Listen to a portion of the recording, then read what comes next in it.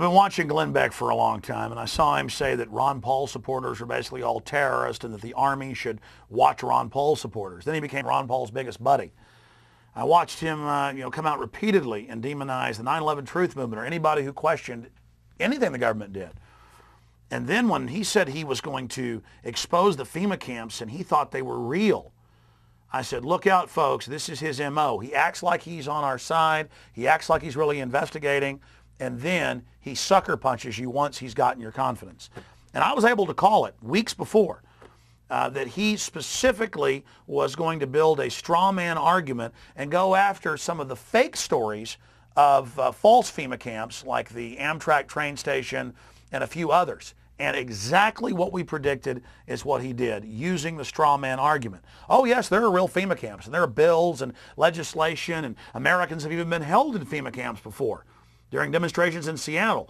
But he didn't choose to go into any of that, even though we mailed him packets of that material, even though thousands of my listeners told me they emailed him the civilian inmate labor camp program and the Army's own documents. He didn't go there. He went to the disinfo on the internet knowing he could discredit a straw man.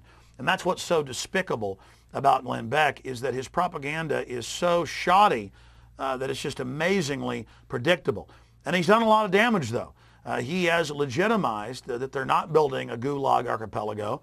He has legitimized the fact that anybody who questions what FEMA's doing, what continuity of government's doing, when Congress gets threatened with martial law, if they don't pass banker bailout bills, all of that now has been discredited to a great extent because Glenn Beck went out and pulled that straw man scam. Doesn't matter if I talk to Senator Inhofe and he says they were threatened with martial law, they didn't pass the banker takeover. It doesn't matter if we talk to Congressman Brad Sherman, who was threatened with martial law. It doesn't matter if the Homeland Security Committee comes out and says that Presidential Decision Directive 51 is federal martial law.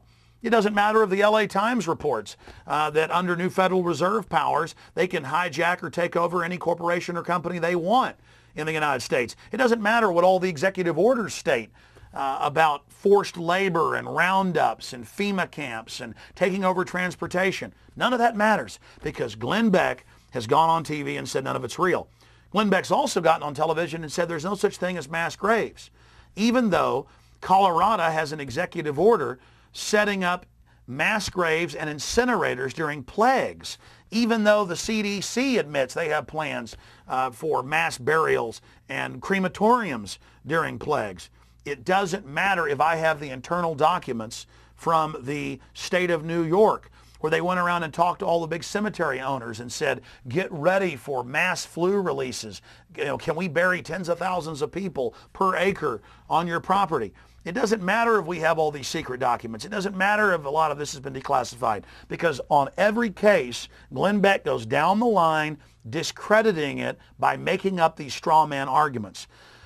For folks that don't know what a straw man argument is, you don't attack Alex Jones and his research. You don't attack Ron Paul and his research. You don't attack the hardcore facts.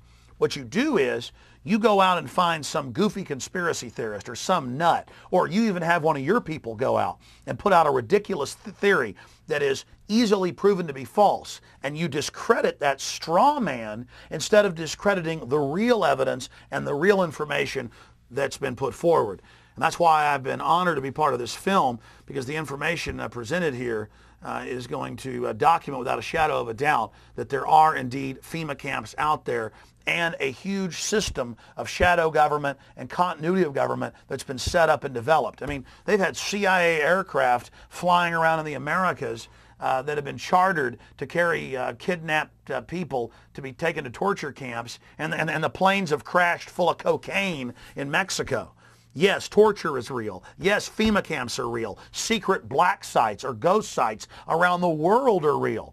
And yes, the Military Commissions Act allows the government secretly to define an American citizen as a terrorist and then strip the American citizen of their constitutional rights and hold them indefinitely without habeas corpus in one of these secret camps around the world, not just in the United States.